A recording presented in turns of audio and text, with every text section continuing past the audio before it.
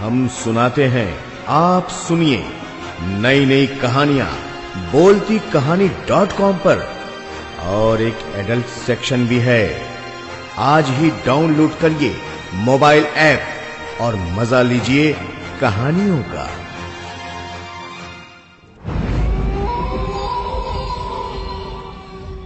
आज बोलतीकहानी.com पर हम सुनेंगे कहानी दिल्ली हाईवे।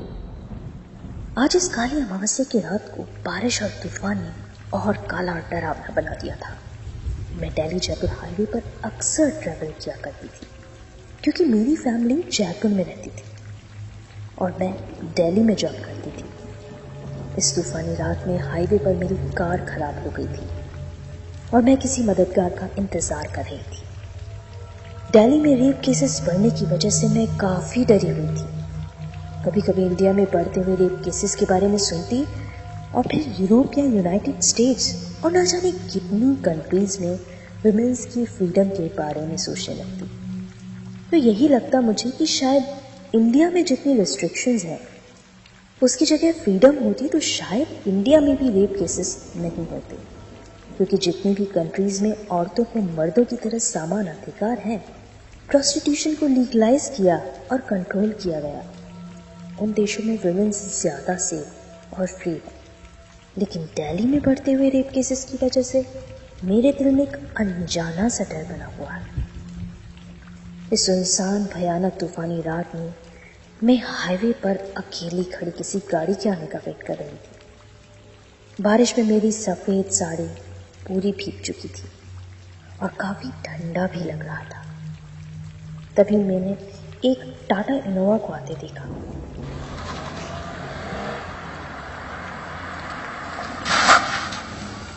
मैंने हाथ दिखाया तो कार रुक गई। अंदर दो आदमी शराब पी रहे थे। क्यों मैडम, क्या हुआ? गाड़ी खराब हो गई क्या? लिफ्ट चाहिए? जी मुझे जयपुर जाना है। अगर आप मुझे कहीं आगे किसी मैकेनिक या पेट्रोल पंप तक ड्रॉप कर दें तो बड़ी मेहरबानी होगी। हाँ क्यों नहीं, हम भी जयपुर ही जा रहे हैं। बैठिए, आप जहाँ बोलेंगे आपको छोड़ देंगे। मैं डरते हुए गाड़ी में बैठ गई, लेकिन कुछ दूर ड्राइव करने के बाद जिसकी मुझे आशंका थी वैसा ही कुछ होने लगा। वो दोनों ही मुझे बुरी नजरों से देखकर छेड़खानी करने लगी। अब लिफ्ट दी है आपको तो किराया तो वसूलेंगे ही आपसे। हम दोनों को खुश कर दो। अपनी मर्जी से करोगी तो ठीक है, वरना इस सुनसान हाईवे पर तो कोई हेल्प के लिए भी नहीं आएगा। मैंने घबराकर कार का दरवाजा खोल के कूदकर भागने का सोचा तो वो लॉक्ड था। मैंने खुद को बड़ा ही बेबस महसूस किया। गाड़ी को हाईवे से टर्न लेकर उन दोनों ने एक जंगल की पगडंडी पर मोड़ लिया और फिर तभी एक लड़का पीछे की सीट पर आ गया। तो क्या सोचा डार्लिंग, हम तो रात के शिकारी हैं, तुम जैसी औरतें ही ढूंढते हैं। थोड़ा मस्त कर दो हम दोनों को आज। मैं सोचने लगी, अगर मैंने शोर मचाया तो शायद कोई भी ना सुने, और अगर अपनी मर्जी से जो ये बोलते हैं करूं तो शायद मुझे ये दोनों जिंदा छोड़ दें। मैंने सोचा कि मेरे पास और कोई रास्ता नहीं है। तो क्या सोच रही हो, बोलो? अरे ये साड़ी तुम्हारी पूरी गीली हो गई है, इसको उतार भी दो अब। हाँ क्यों नहीं, लेकिन कार में मजा नहीं आएगा। मैं इस रास्ते पर अक्सर आती हूँ और यहीं बस कुछ आगे की तरफ एक पुरानी कॉटेज है, वो खाली पड़ी है। तुम दोनों बोलो तो आज रात वहां गुजार कर ऐश करते हैं। अरे वाह यार, आज तो अपनी लॉटरी लग गई। चलो फिर बताओ कहाँ पर है कॉटेज? मैंने हम दोनों को रास्ता बताते हुए जंगल के बीच बने रेस्ट हाउस तक लेकर आना सही समझा, जहां मैं पहले भी एक बार आ चुकी थी। वहां सिर्फ एक बूढ़ा चौकीदार रहता था जो कि आने जाने वाले मुसाफिरों को कमरा किराए पर देता था। मैंने सोचा कि अगर कॉटेज तक मुझे मदद के लिए कोई मिल गया तो शायद अपनी जान इस मुसीबत से बचा सकती।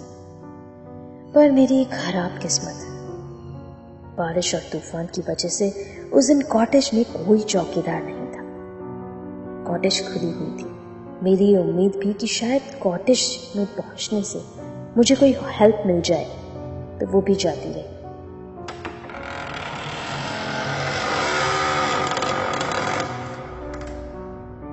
वाह यार, ये तो बढ़िया जगह है रात में ऐश करने के लिए। अरे पूरा इंतजाम है यहां पर, तो बेड भी है। पर ये दीवार पर इतने सारे लड़कों की फोटो क्यों लगी? कहीं देखे हुए लगते हैं सबके सब। अरे यार होंगे कोई, अपने को क्या। चल दारू निकाल बची हुई, और तू भी आजा, ये गीली साड़ी उतार दे और आजा, थोड़ी दारू तू भी पी ले। नहीं, मैं ड्रिंक नहीं करती, आप दोनों पी लो। और फिर मैंने अपनी साड़ी उतार फेंकी और उनके सामने बेशर्मी से बिना कपड़ों के खड़ी थी, और वो दोनों मेरे शरीर से खिलते हुए ड्रिंक करते रहे। एक बात बता, तुझे ये कॉटेज का पता कैसे चला? मतलब तू भी खेली खाई है, हाँ? पहले भी यहां ऐश कर चुकी है। हाँ, पहले भी हाईवे पर आप जैसे लोग अक्सर मिल जाते हैं, लेकिन मेरी एक हॉबी है। मैं जिसके साथ भी एक बार सोती हूँ उसकी फोटो अपने पास जरूर रखती हूँ, अपनी याद के लिए। आप दोनों की भी एक फोटो लेनी है, खींच लो। हाँ यार, खींच लो, अपने को क्या। याद रखोगी तुम भी कि क्या ठुकाई की थी तुम्हारी भी किसी ने। आज रात को रंगीन बना देंगे। मैंने उन दोनों की फोटो खींच ली और अपने गीले बदन को टॉवल से पोंछने के लिए बाथरूम में चली गई, क्योंकि अब उन दोनों को भी कोई जल्दी नहीं थी। आखिर मैं आसानी से मान चुकी थी। यार ये लड़की तो बड़ी आसानी से मान गई। मुझे तो लगता है कि कोई धंधे वाली है, वरना पहले वाली तो सबने इतना नाटक किया कि उन सबको काम का काम ही तमाम करना पड़ गया। क्या बोलता है, इसके साथ क्या करें? ये तो अपने आप ही आराम से मान गई, तो क्यों फालतू में। अरे इतनी रात को यहां डिस्टर्ब करने के लिए कौन आ गया?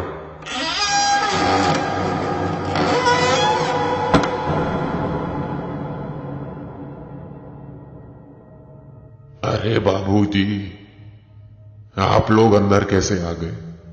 मैं तो ताला लगा के गया था और लाइट भी बंद थी। अबे बुढ़ऊ, दिमाग सठिया गया क्या तेरा? कॉटेज खुली हुई थी और हमको रात बिताने के लिए जगह चाहिए। तू बोल एक रात का कितना? अपना पैसा ले और फुट यहां से।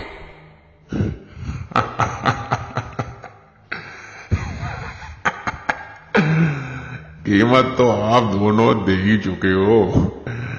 आइए आइए, मैं समझ गया कि आपके साथ भी वही हुआ है जो पिछले 4 महीने में 20 लड़कों के साथ हुआ। आओ मेरे साथ। ये फोटो देख रहे हो दीवार पर? ये मैंने नहीं लगाई। अरे अरे, हमारी फोटो कहां से आ गई यहां पर दीवार पर? इससे पहले तो नहीं थी। ये सब क्या नाटक है बुड्ढे? जल्दी बता, नहीं तो जान से मार दूंगा। हमको मारकर क्या मिलेगा बाबूजी? कल सुबह तक तो आप दोनों ही नहीं बचोगे। आपको यहां एक लड़की लेकर आई थी ना? हाँ, वो बाथरूम गई है। बाथरूम? चलो आओ दिखाओ कहां। एक कॉटेज तो सालों से बंद पड़ी है, यहां कोई नहीं आता, तो बाथरूम तो बंद है। अरे लड़की कहाँ गई? साली चूतिया बनाकर निकल भागी हम दोनों को। नहीं बाबूजी, अरे वो सोनिया होगी। आपने सुना ही होगा कि 6 महीने पहले एक लड़की का रेप करके कुछ लोगों ने उसको चलती बस से बाहर फेंक दिया था। उसके बाद उसका इलाज हुआ हॉस्पिटल में। मीडिया ने भी खूब न्यूज बनाई। हर आदमी उसके बारे में ही बात करता था। सबको न्यूज में जो आना था। रेपिस्ट को सजा भी हो गई और फिर खबर पुरानी हो गई तो सब नया मसाला ढूंढते हैं। लेकिन किसी ने यह नहीं सोचा कि उसके बाद उस लड़की का क्या हुआ। उसकी जिंदगी उस घटना के बाद कैसी रही होगी। आओ मेरे साथ, दिखाता हूं। ये कमरा देखो।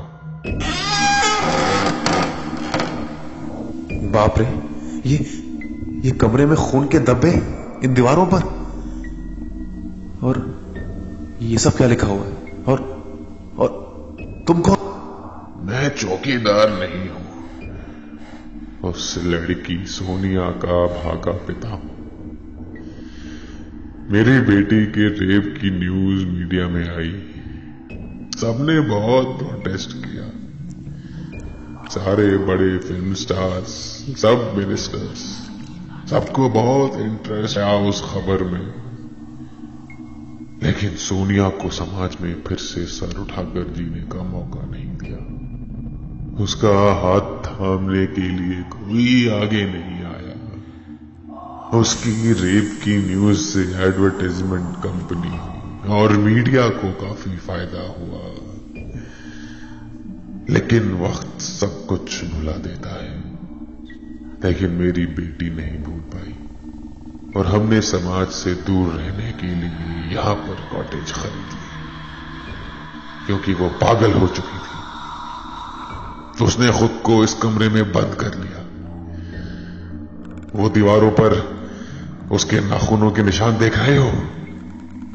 वो इन दीवारों को पागलों जैसे खुरचती रहती थी, और फिर एक दिन उसने अपनी जान दे दी। और फिर मैं भी अपनी बेटी की हालत देखकर सहन नहीं कर पाया, और बस यही इसी कॉटेज में मर गया। अबे ओ बुड्ढे, सड़ी आ गया है क्या? तू तो जिंदा है। हाँ, हम जिंदा हैं। हम बाप और बेटी जिंदा हैं। पर सिर्फ इस हाईवे पर तुम जैसे शिकारी से लाखों लड़कियों को बचाते हैं। अभी तक 20 पूरे हो गए हैं, और अब तुम्हारा नंबर है। आज 22 पूरे हो जाएंगे। नहीं नहीं नहीं, हमें जाने दो। हम कसम खाते हैं, आज के बाद कभी नहीं, कभी नहीं।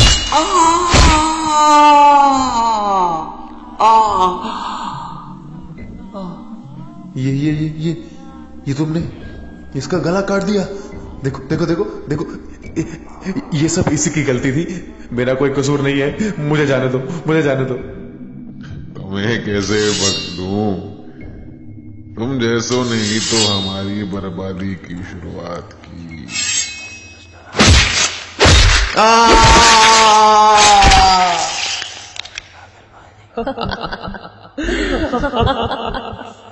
शायद यही भी उस हर लड़की ने तुम दोनों से मांगी होगी, जिसका तुम दोनों ने शिकार किया। रेप लड़की को शहीद करना उसी जिंदगी का हो जाता है, और मैं इस जलदारी हाईवे पर उस हर मर्द का इंतजार कर रही हूँ जिसने कभी भी किसी लड़की के साथ जबरदस्ती की है। कभी दिल्ली जब हाईवे से गुजरोगे तो मेरी चीखें तुम्हारा पूछा करोगे।